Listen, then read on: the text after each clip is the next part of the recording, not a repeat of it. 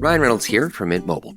I don't know if you knew this, but anyone can get the same premium wireless for $15 a month plan that I've been enjoying. It's not just for celebrities. So do like I did and have one of your assistants switch you to Mint Mobile today. I'm told it's super easy to do at mintmobile.com/switch. Upfront payment of $45 for 3-month plan, equivalent to $15 per month required. Intro rate first 3 months only, then full price plan options available. Taxes and fees extra. See full terms at mintmobile.com. This is the Long Island Report on 107.1 WLIR. Using common sense, talking Long Island issues. Now, here are your hosts, Judge Richard Weinberg and Suffolk County Republican Committee Chairman Jesse Garcia. Good afternoon. This is the Law Report. I'm Judge Richard Weinberg with my good friend and esteemed colleague, Chairman Jesse Garcia of the Republican Party. Jesse is the Vice Chair of the State Republican Party, as well as being County Chair of the Suffolk County Party. Jesse, we're back, and as usual, the world is changing very quickly by the minute on everything we talk about. It's just the most amazing thing in the world. The news keeps popping. It's a gift that keeps on giving. Well, let's start with the Biden paper fiasco. So let me give you my take, and I'll ask you your thoughts. The Vice President of the United States allegedly took documents, and he put them in several different locations, including an office at the University of Pennsylvania, the so-called Biden Center, as well as his house in Delaware. And they've come up with, 3 or 4 stacks of documents, some of which are allegedly to be national security issues and top secret. Biden, who went all over Trump, saying, how could you be that irresponsible when Trump was accused of mishandling classified documents, seems to say there's nothing to worry about. It's no big deal. It's always no big deal when he does it, and when the other side does it, it's always a big deal. The problem is there's nothing that shows the issue of a double standard more than the way the Trump situation was handled versus the way the Biden situation was handled. Biden was allowed to have his own private lawyers go in there. They were doing scouting. They didn't have security clearance. They went through the documents, and then they turned them over and gave heads up to the White House staff. Trump, they executed a search warrant with armed people. They threw Trump's private lawyers out, and the documents were seized by the FBI and turned over to the Justice Department. The difference between Trump and Biden, other than the fact that Trump is disfavored and Biden is favored, is the fact that Trump arguably had an argument about retaining documents because he was the president of the United States, whereas Biden was vice president, and there was no protection under the federal laws for vice presidents to remove documents or to handle classified information and take it with him after the presidency, while Trump had that argument. What say you? I think you said it best when you said it was a double standard at its most clearest definition. You know, it gets even worse, and I think we touched upon this when we spoke with Eric Levine last week. I think what this has demonstrated to us is, number one, the favoritism that's being showed and the differences in how different things are being handled. We had an armed raid of a president's home, and then we had, we had private lawyers without the FBI oversight, and the DOJ was okay with that, quietly, collecting these documents and providing them to the National Archives, the Department of Justice, and then alerting the White House. But I think what we have a problem here, Your Honor, is the world found out immediately when they raided President Trump's home for these documents. What they didn't do in the Biden administration is that they were made aware of this on November 2nd of 2022, a week, 6 days specifically before the general election, and they didn't mention this. That's the ultimate playing politics on this issue. That's the ultimate game of politics with the Department of Justice, with the White House, with the media. And here's the thing, the mainstream media, the liberal big corporate media, are part and parcel partners with Biden in this. I was aghast when he said that the president said he had no regrets over what transpired. He had classified papers in various different locations and at his home in a garage where, thankfully, his precious Corvette was locked and safe. Well, there's a difference between maybe an $80,000 Corvette and the secrets to America's, national security secrets. And we can't also, just, puff away or set aside the fact that Hunter Biden was in that home on a regular basis. That's where he's living. He had free access of that. And regardless, I'm not making any allegations, but he's the subject, his laptop and his business practices of an investigation, and as a result, that's going to lead into the Biden family enterprise. How could that happen?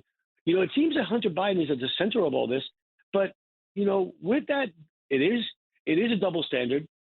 They kept it away from the American people. They played no politics. leaks, and by the way, no leaks. Whereas the Trump situation was leaked all over the place. No leaks.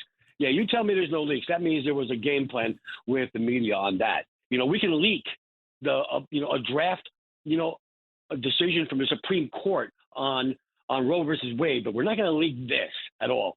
I don't get it at all. Where was Politico and its, and the Washington Post and all the mainstream media on an important story like this?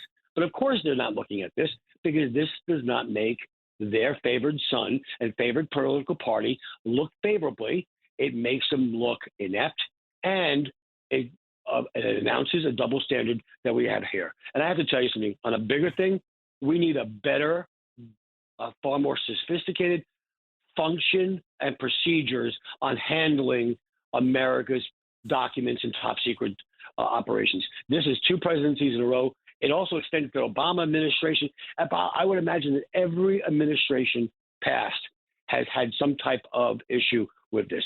We got to learn we got to do better in our file cabinet. No, that's exactly right. It may well be, as some commentators have said, that documents are overclassified as top secret or national security. That's a whole other discussion. But the fact of the matter is, and we had Senator D'Amato on Cats at Night this week, and he said, and I agree with him on this, we have to put this stuff behind us, because neither a Trump investigation or prosecution or Biden investigation prosecution is going to get this country anywhere in terms of where we need to be, in terms of protecting the larger national interests. We're diverting our attention while our enemies are licking their chops and taking advantage of our disunity in this country. This is not going to protect and defend the United States of America against all enemies, foreign and domestic, if we keep playing this blame game. I'm not saying let Biden off the hook or Trump off the hook, but we better start focusing on how we're allocating our time. And that includes Republicans now who have control of the House, albeit by a few votes, in terms of what they're spending their time doing hearings on. I'm more concerned about other issues than I am about this. Trump made a big mistake. He shouldn't have done what he did. Biden made a big mistake. He shouldn't have done what he did. The Justice Department and the FBI, how they conduct themselves, raise real serious questions. The media, as you correctly point out, has not been an even-handed entity. But, and think about this. Who was in part of this very tight circle? According to published reports in the New York Times, with people familiar with the situation, it was, the president, the husband and wife pair of Bob Bauer, the president's personal lawyer, right. Anita Dunn, the White House senior advisor, Stuart Delery, the White House counsel, and Richard Stuber, the White House lawyer overseeing the response to investigations. I mean, this is a tight circle that, certainly, right, just by the people involved, they care more about the politics of this situation, and they care more about the personal safety of the president in terms of prosecutions and what he did right and what he did wrong. Right. But you also pointed out what's also important is that President Trump had the ability to declassify documents. The vice president did not. And, there's a significant difference there between this issue.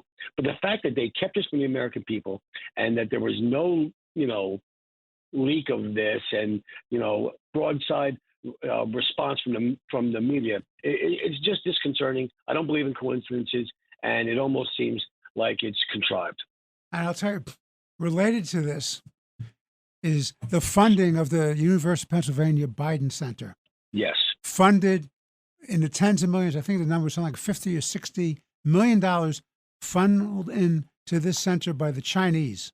And By the Chinese. By the Chinese. And Biden getting money. Not Hunter Biden, but then former Vice President Biden getting money, close to $1 million in money for giving 6 lectures. That's good work if you can get it, Jesse. Yeah, it's absolute work. I usually have to pay people to talk. I mean, really, it's absolutely. It reminds me of a story I just had when I was coming into the studio. I just saw Mayor Giuliani, and I remember a story that Speaker Vallone told me.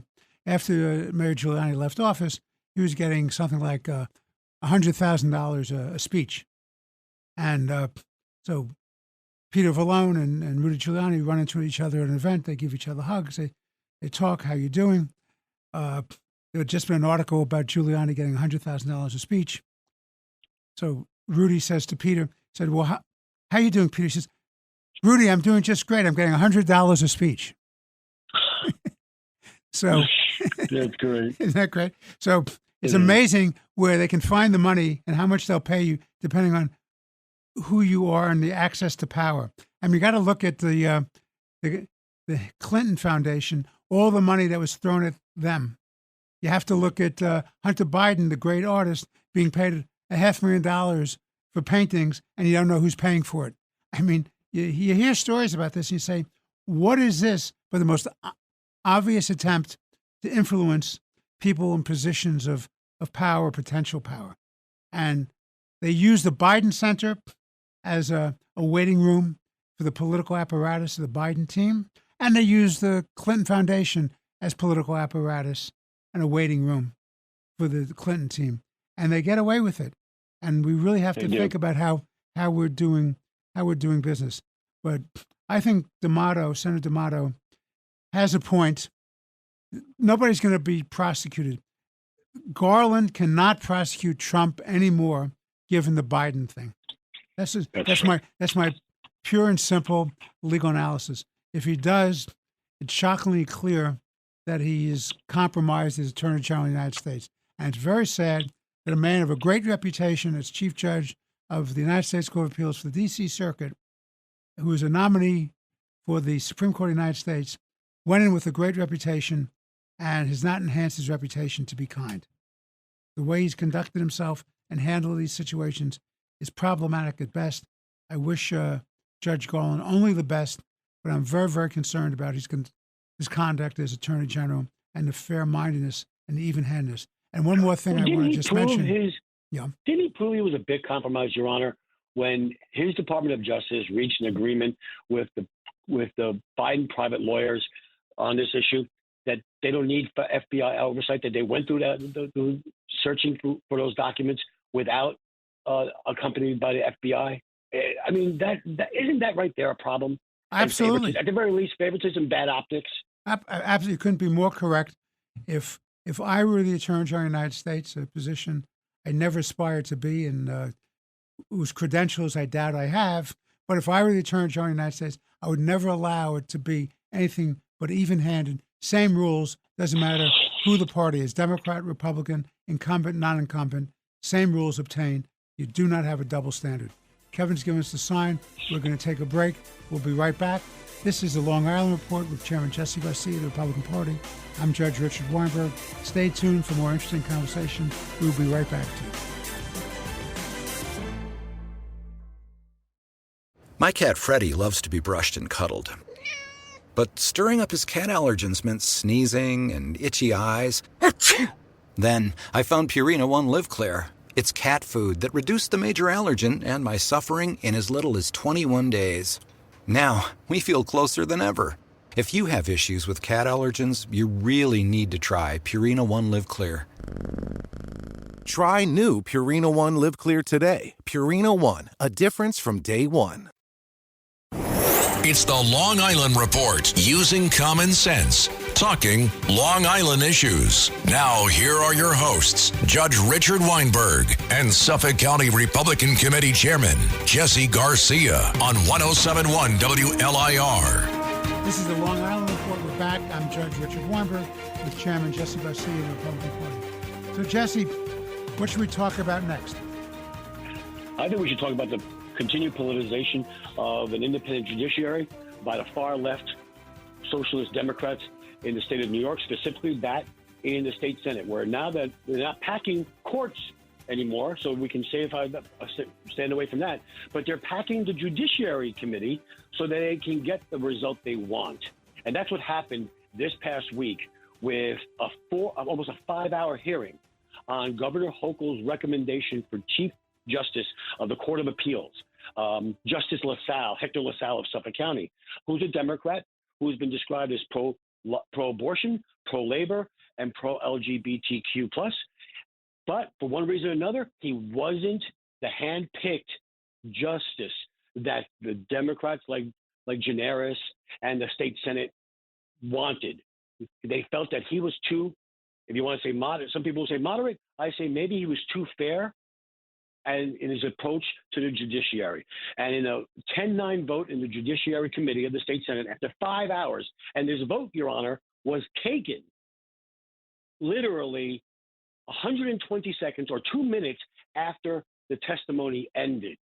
And they did not allow Republicans to make further motions to this. So it prevents this nominee from going to the full floor of the state Senate. And that is that's disrespect to the chamber. That's disrespect to the state constitution. And that's a disrespect to an independent judiciary and the people of New York. Everyone should have their ability to have a vote. What say you? Well, I agree with that. So let me give you my take. You can do this on the micro level, you can do this on the macro level. So let's talk about what happened. There's an independent commission. They came up with 7 names. Presiding Justice, the Second Department, Justice LaSalle was picked by Governor Hochul. The way the state constitution speaks, it says very clearly that the governor nominates and the Senate shall give advice and consent. So, number one, my first position is that when all these people announced before they started the process, they were voting against him. They weren't giving a fair hearing. They had made their minds up. It was like setting the date for execution at 7 a.m., but you'll have your trial at 6 a.m., right? It's just wrong. It's morally reprehensible. It's an attack on an independent judiciary. It's an attack on the independent power of the governor to get her nominee a fair hearing. So it was prejudiced from the beginning. Then when they saw that some members were going to support Justice LaSalle, they then packed the committee. They packed the committee. They added 4 more people, 3 Democrats, 1 Republican, and at least 2 of those Democrats were committed in advance of the hearing to saying that they were going to vote against LaSalle. So much for a fair hearing. So the answer is they packed the committee so they could pack the court. Let's not forget what's really going on here, Jesse. There's an attempt to pack the New York Court of Appeals, the highest court in this state, with people who are sympathetic to left-wing ideology. That's what this is about. They lost fair and square on a redistricting where Gianaris led the charge to try to fix the legislative seats and the congressional seats in New York. It went up from the state Supreme Court to the Appellate Division to the Court of Appeals, and the Court of Appeals correctly stated that they had acted unconstitutionally. Okay, and so Gianaris's ears were pinned back, and he's furious, and this is what it's all about. He doesn't want to have a situation again when he pushes through his left-wing agenda to have it stopped by an honest bench, an honest Court of Appeals. So this is about packing the Court of Appeals of the state of New York. Now, why is that important? Jesse, that's important because that's the last bastion against unconstitutional legislation from this legislature, which is controlled both in the Assembly and in the Senate by the left-wing progressives and socialists. That's what you're talking about. So, for example, if the legislature passes a law saying there should be reparations and it's challenged on constitutional grounds, a packed Court of Appeals say, oh, that's okay, they can do that. Or if they passed a law saying on local government elections, non-citizens can vote, and it goes up on a constitutional challenge, they say, oh, no, that's not a problem, it's constitutional.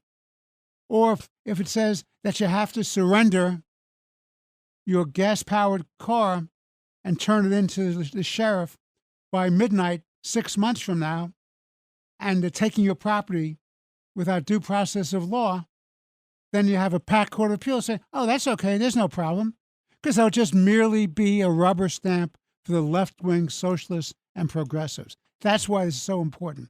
Now, why has that become so important? Because people are fleeing the state, Jesse, in record numbers. We lost almost 500,000 people in the last couple of years, and we're losing the productive, the taxpayers, the job makers, the employers, the entrepreneurial class. They're being replaced by illegal migrants who don't have a right to be in this country at all, who are being paid for by our tax dollars, and who they want to vote in the elections so they can fix the elections and control government. And that's why this is so important. These are important issues, and we have to deal with them. They are.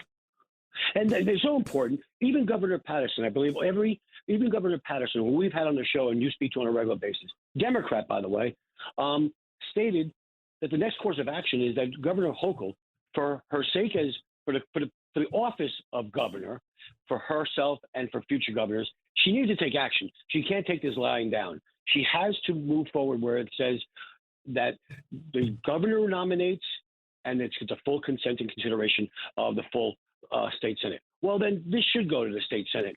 The full state Senate, exactly right. Exactly. So I know that there are those who are urging her to sue. And then late Friday, you have Stuart Cousins, the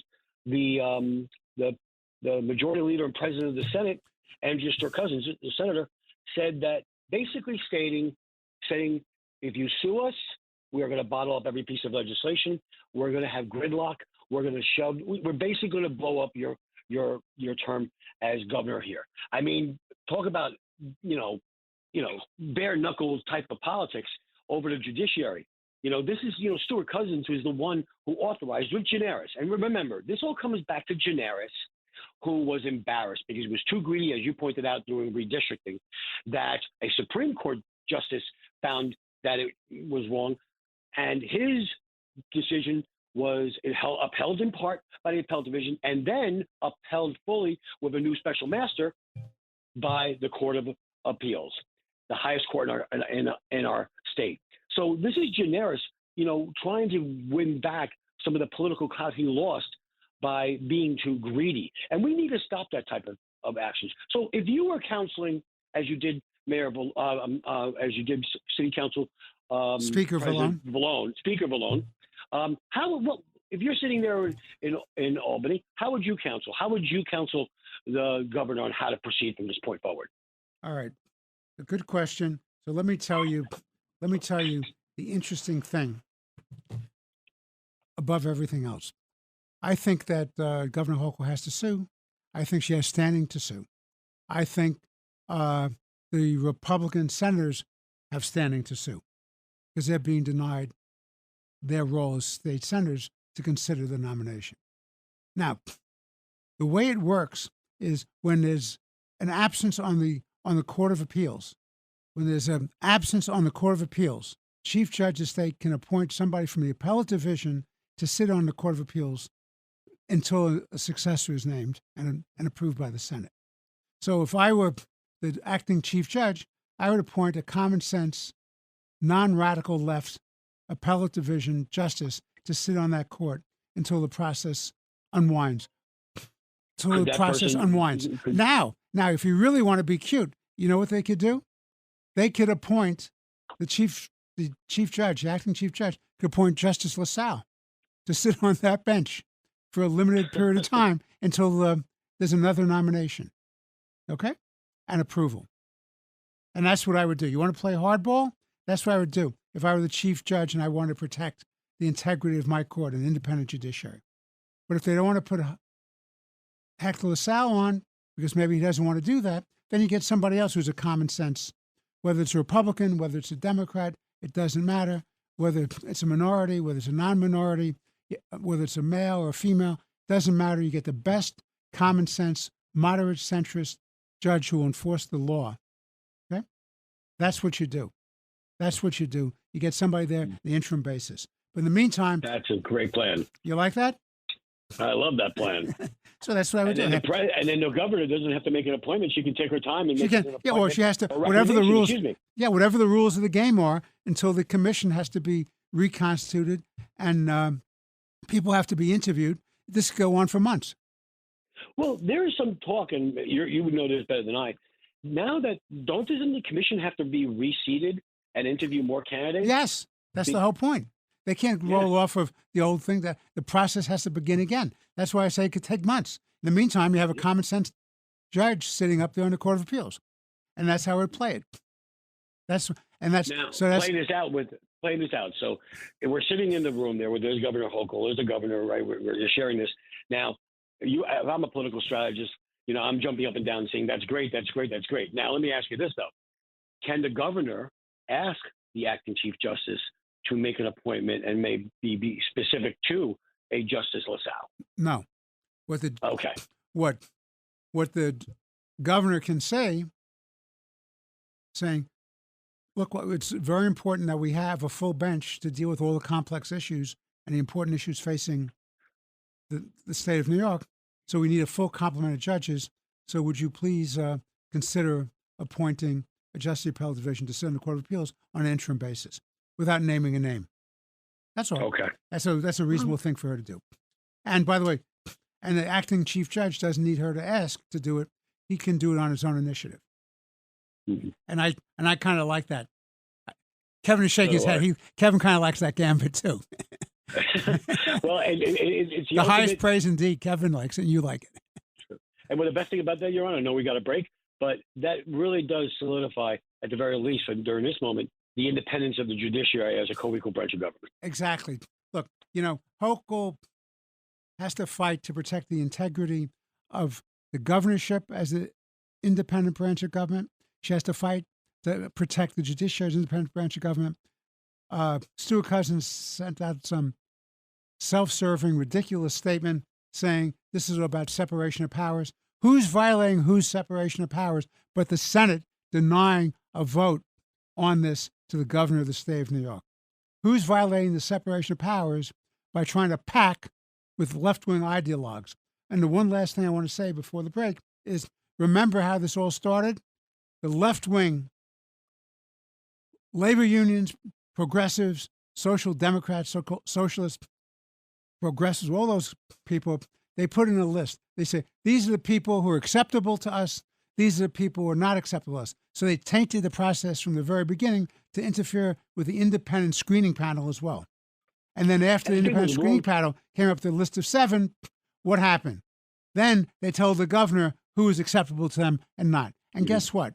It's not the state Senate's job to tell the governor who he or she should nominate. So that's a violation of checks and balances and separation of powers. And they did that. And I know we're bouncing up against a break, but the chairman of the Judiciary Committee for the Democrat State Senate basically said that anybody, if you've ever appeared on the conservative line, you can't be considered for any higher court position. That almost sounds illegal in doing that. Can I tell you something? Has he ever heard of freedom of association, First Amendment protection? Has he ever heard of freedom of speech? Has he ever heard of these things? Have you ever heard of fairness, due process, open-mindedness, objectivity? Holman and Gineris, the two of them, should be ashamed of themselves as lawyers. The way they've conducted themselves raises very serious ethical concerns, and they should be ashamed and should be embarrassed to say that they're practicing lawyers in the state of New York, and they took an oath of office to enforce and protect and defend the state constitution, the United States Constitution, because they're not acting responsibly, reasonably, or professionally. Let's take that break, and we'll be back in a minute. This is Judge Richard Weinberg with my good friend, distinguished colleague, Chairman Jesse Garcia of the Republican Party. We'll be back in a moment with more interesting conversation. This episode is brought to you by Loom by Atlassian. Are you feeling stuck at work? Get your team unstuck with Loom video messaging and move work forward. Use Loom to simultaneously record both your screen and yourself to share a quick update, provide feedback, train a colleague, and everything in between. Plus, add Loom AI to your meetings for instant written notes and recordings. Try Loom today at Loom.com. That's LOOM.com. It's the Long Island Report, using common sense, talking Long Island issues. Now, here are your hosts, Judge Richard Weinberg and Suffolk County Republican Committee Chairman Jesse Garcia on 107.1 WLIR. All right, this is the Long Island Report. We're back with Chairman Jesse Garcia of the Republican Party, and I'm Judge Richard Weinberg. So, Jesse, what do you want to talk about next? How about Davos and all the elitists hanging out in Switzerland and pat each other on the back and see how much more they can, squeeze the middle class for their own purpose? You mean flying in on private jets? You mean that crew? That crew? Exactly. Adding to the carbon footprint that they're trying to eliminate for everybody else, but not for themselves. Well, they come up with all these great ideas, and all these great ideas have one thing in common. They're bad ideas as a matter of public policy. They're bad ideas as a matter of economics. They're imposing an elitist view about how everybody else should lead their lives, totally disregarding the cost to everybody who's not in their class in terms of living their lives freely and independently and in an economically satisfied way. So let's talk about one of their pet projects. They want everything electrified. Well, everything electrified, Jesse, means you have to have a grid to do that. And where do you get the initial energy for a grid and for electricity? You have to get it from fossil fuels. Okay, so if you're going to ban all fossil fuels, how are you going to get the grid? Where's the infrastructure to recharge the cars? How are you going to do that? How are you going to fly the planes? On solar? On wind? On a wing and a prayer, so to speak? I mean, it's ridiculous. They make this stuff up without doing any strategic planning, without making sure that the economy can support it, that it makes sense, without making sure the technology is there, the engineering is there, that it's workable. And you want batteries for all cars? That's great. You know what you've done, Jesse? You've given the production of batteries to the Chinese, our enemy. Because they control the natural resources and the minerals to produce the batteries. We're not producing the batteries. We're dependent on the Chinese. So all the cars will stop. And as Peter Mikolos has said on Cat's Night often, you get into an electric car and there's a rainstorm, the car will stop and won't be able to move, and you could get electrocuted. I mean, you could just talk to the people of California and Buffalo. In the torrential rains that they've been having, those horrible storms that have been undertaken on the California coastline, how many of those electric cars are going to be operating right now? They're not operating right now. They're not even charging right now. You can't even get one of these cars to charge and start up in Buffalo and in cold, frigid areas, cold, frigid climates. It's amazing. You want ambulances? You want ambulances to be running on electric? But these elitists and, these corporate elite that want to tell us how to live our lives while they live their lives in a different manner, they simply want to squeeze the middle class. I also believe that they're also looking for a buck. They truly are looking to see how they can maximize on this. How about Al Gore? Al Gore gave a speech. Absolutely. $33 million. Yeah, I mean, give me a break, would you? Al Gore. And this is a guy who ran for president, and he's delusional? Yeah, exactly. And let's not forget, Kerry, who was our Secretary of State and, basically gave the store to Iran in this Iran deal that should be never brought up again, never should have been engaged with before. And he continues to spew the same type of rhetoric. There's a common sense approach to this. And this is what's happening. We're letting our elitist ideals of the left lead us instead of having technology and science lead. It's funny. When it comes to vaccines and all that matters, they want to follow the science and then implement. Here, they want to lead with their idealism and their philosophical ideals before technology catches up to them. This is where we got to stop. We can't let our hearts and our political minds, lead above technology. Absolutely. And the other thing, they've now declared war on gas stoves. Yes. So what are they going to do? They're going to seize all the gas stoves, and every new building is going to have to be electrified when you build the building, and no ability to get a gas stove if you want it in your apartment. And who's going to pay for this? And electric is more expensive than the fossil fuels, and fossil fuels are more dependable. I mean, it's absolute craziness, and yet they've declared war. Go talk to anybody who cooks about whether they want to cook with electric or gas. Ask any chef in any major restaurant how you cook with electric versus gas. They'll tell you. And by the way, what right do these people have to tell you how to live everything you want to do? You want to drive a car that's electric? God bless you. Don't tell you or me I can't have a fossil fuel car. I mean, really. You hit it on the head. This is where big government Democrat liberal elitists want the government involved in every part of the average American's life. They want to tell you how to live. They want to tell you how to believe. They want to tell you what to think. They now want to tell you how you can cook your food, how you can drive your cars. It's wrong. If the market dictates that, if the consumers dictate it, and technology provides the opportunity for this to happen, like we've seen electric cars go from these small little Prius vehicles now to full-sized even SUVs. Technology created that, then followed that. Consumers are now saying this is where we want to go. Maybe we have a gas powered car and we have an electric car. That's how you should go. Let the consumers and the industry and the market dictate how we go. Yeah, That's the best way to do it. Do not dictate how you should live or how you should cook. This is corporations being told by politicians how they run their business. These are politicians telling consumers how they shall live. This is absolutely morally reprehensible. Leave people alone. Let the marketplace and freedom decide how we should be going. Maybe 50 years from now, everything will be electric and we'll have a grid and you have power stations that all over to do it. But right now, you're not going to have the power stations to recharge them. It takes a lengthy period of time to recharge. If the power station is broken down and you pull in with your electric car and you can't recharge, then what? I mean, give me a break with this stuff. Enough is enough is enough. Speaking about enough is enough, Jesse, what are we going to do about the border? We should seal it. Let's go back to Trump era rules. Let's build the wall. Let's patch the wall. Let's keep Title 42 in place. Let's actually do what was working right before politics got into it. And because Trump did it, Biden didn't want to do it because he had to appease to his political left. That's what we should do in a nutshell.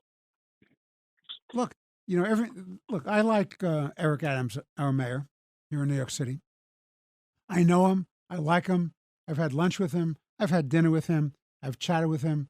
I think he's trying, and he's starting to focus on the fact that it's not sustainable to have this influx of migrants coming in. We just don't have the resources to take care of these people, whether with services, whether healthcare, whether education, whether housing. We just don't have the resources to do it without bankrupting the city. But what he hasn't done, he hasn't called out the Biden administration to do the one thing that you started this conversation with, which is the right thing to do. Don't tell me you need more money to take care of these people. That's missing the point, respectfully. The point is seal the border, have an orderly, legal process, remain in Mexico or any other state, put in your papers for an application, have your application considered on the merits. Not everybody of the 5 million who've broken through have a right to be here. And you have to have an adjudication to determine whether they meet the standards of immigration law. Enforce the immigration laws as it was written. Title 42 is important. COVID's raised its ugly head again. Maybe it'll be sustained. Again, as a reasonable regulation under Title 42. But as I think I've said before with you, the President of the United States does not have to rely on Title 42 because there's a federal statute that makes it perfectly clear that the President can suspend immigration into the United States when you have a national security issue. And I submit to you, Jesse, we do have a national security issue. Fentanyl is killing our people in excess of 100,000. It's not just people who are junkies on drugs, but innocent people who are taking drugs that are mislabeled, which are put in. It's kids smoking joints, marijuana, which is laced with fentanyl. They think they're smoking marijuana and they're smoking something that's laced with fentanyl. Their cartels are trafficking these people, making money in the human trafficking, both sexual and moving illegals in. They're working with the Chinese government and Communist Party to make us awash with fentanyl. You don't need the big labs that you need for heroin production or cocaine production for fentanyl. You just need a little place. It's much easier to do. And fentanyl, enough of it, could wipe out the entire population of the United States if it's not policed. So what is Joe Biden doing? Tucker Carlson said this week on his show, and he's right, Joe Biden is the most destructive president in the history of the United States. If you think the president before Lincoln, I think it was Martin Van Buren, was the worst president, well, he was, because the way he conducted himself pushed us into a civil war between North and South. But this guy, Biden, is breaking his obligation to protect and defend the Constitution of the United States and its laws, and this has to be dealt with. The first step is to get Mayorkas off the page. He should be impeached, he should be removed, and an honest broker who's going to enforce the law should be done there.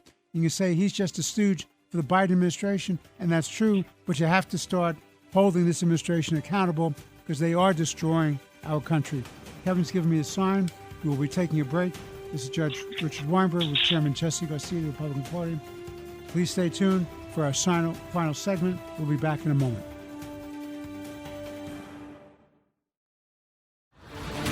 This episode is brought to you by the Disney Plus Hulu Max bundle with plans starting at just $16.99 a month. Stream the latest seasons of The Last of Us on Max, Andor on Disney Plus, and the final season of The Handmaid's Tale on Hulu. All of these and more streaming soon. Terms apply. Visit Disney Plus Hulu Max Bundle.com for more details. It's the Long Island Report, using common sense, talking Long Island issues. Now, here are your hosts, Judge Richard Weinberg and Suffolk County Republican Committee Chairman Jesse Garcia on 107.1 WLIR. This is the Long Island Report. This is Judge Richard Weinberg with Chairman Jesse Garcia of the Republican Party. This is the final segment of this week's Long Island Report. Jesse, where do you want to begin this final segment? I think we'll begin with, how about wokeness? Okay. And political correctness and censorship that continues to go around. Well, the latest manifestation of this is this congresswoman from Texas. His name is, I think, Sheila something Jackson. And she's putting a bill in, and this is what she wants to do.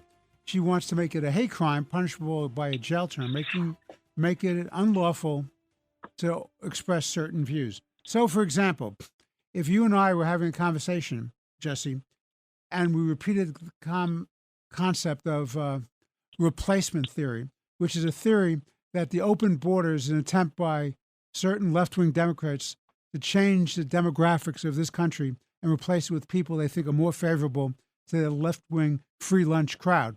If we said that there is such a thing as displacement or replacement theory, if you and I said that in a conversation, this woman, Congresswoman Jackson, would say under her proposed legislation that this is a crime.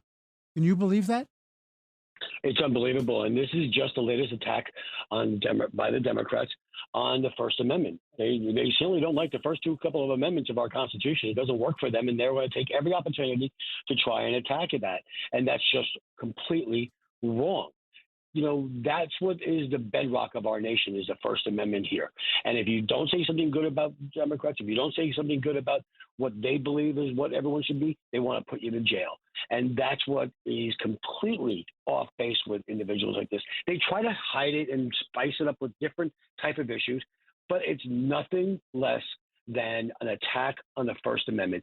And it's a signal to their partners in big tech: keep suppressing those conservative voices on your platforms. Keep Republicans and different opinions off your social media platforms. Let's dull the people. Don't let the people have other ideas for them or other information for them to reach a conclusion on. They should only get the watered down versions that Democrats want. That's their plan. That's their play. And this is why, Sheila Jackson Lee is just an abomination. She's an embarrassment to the House of Representatives, and she's an embarrassment to any elected official that ever has taken an oath of office. If you don't have freedom of speech, you don't have freedom of thought. If you don't have freedom of thought, you don't have freedom of public discourse. If you don't have freedom of public discourse, you don't have a free society, and you don't get to go point counterpoint to try to work for the best public policy to protect and defend our Constitution, protect and defend our freedoms, to protect and defend a free people. You need to have free and open discussion. And when you censor everything, when you say you can't use these words, when you tell me if I don't use the right pronoun in describing somebody, that's then a crime because it's hate speech, because I make them uncomfortable. Well, until they tell me differently, I don't know why a human being cannot say, if somebody walks around in a dress and still has a male's physical equipment, that person is a he and not a she. You know, I have a right, and you have a right, and anybody else has a right to say they should be called she. But you have an equal right to say they should be called he. And you can't criminalize it because they keep calling it he when they're wearing a dress and they're still a he. I just don't get it. I don't understand how they think that's a good way of thinking. A male is not a male. A female is not a female. You have certain equipment that you're born with. That's what you are until you have the physical transformation, the operations that you need to have to change you from one to the other. Up until that time, it's aspirational. And they shouldn't be in our bathrooms. They shouldn't be in our locker rooms. They shouldn't be on our teams. They shouldn't be in intramural sports. They should be living with what they are until they make the change. When they make the change, then put them in the locker rooms, put them in the teams, do whatever you want to do, but not until then. And don't tell me I'm engaged in hate speech when I talk about the obvious. What they want you to do is they want you to deny the obvious physical characteristics of human beings. And if you don't do it, they want to bully you into submission. And I will not stand for that. I agree with you. And, you know, in my political career as a chairman and running campaigns, I always knew I won a debate or I won a campaign cycle when the opposition started name calling. And when challenged on this, and you know, Congresswoman Lauren Boebert is not my favorite congresswoman and such, but the people of her district elected her, and we'll see how that goes over. But this is Sheila Jackson Lee's response to the criticism of an attack on First Amendment on her bill, on the Jackson Lee bill that she forwarded. She said, quote, "I invite Congresswoman Lauren Boebert to read the bill. I invite her to get someone to help her read the bill. The minute you start name calling, you have lost the argument. You know you have no standing, and you know that the debate has gone against you." And this is the type of person, but no one calls out Jackson Lee. No one in the media does. You know, Republicans do. Sure, she gets a pass. She gets a pass. She gets a pass. She's suppressing our right to have freedom of speech, and that's okay. Exactly. But she wants to advance anybody that speaks and thinks the way she does. It's very narrow. And this is where this type of legislation is wrong. This is the type of divisive legislation that we have going on here. And what bothers me, Your Honor, and I mean, you've probably seen this in your law career and probably when you sat on the bench, but this is a signal to those big tech social media platforms. Like, oh, okay, you know, we'll continue to suppress this. We'll continue to do this. We'll continue to do that.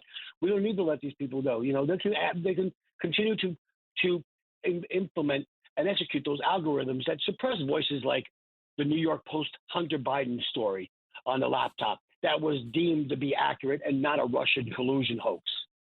Listen, that's a very good point, Jesse, because remember what they said. They said 51 members of the Intelligence Committee signed that letter. I still want to know who drafted it and who chased up the signatures. And they signed a letter that said that it sounded like Russian disinformation. So if you went out and said, or I went out and said, wait a minute, what's the facts backing that up? Why do you come to that conclusion? What information do you have? What evidence do you have that supports that? You're going to try to suppress my right to challenge your assertions? Because that's what's next. Remember, in the 1940s, 1950s, you had this wave of so-called McCarthyism, named after Joe McCarthy, the senator from Wisconsin, where they try to suppress the left. And they had all these hearings, and everybody was upset about suppressing the left, and they got morally outraged. They did something about it, and they drove McCarthy out and down. And that was the right thing to do because he was a tyrant. How come when the situation changes, when the left tries to do that to conservatives, that they get a pass on it and they're not challenging that?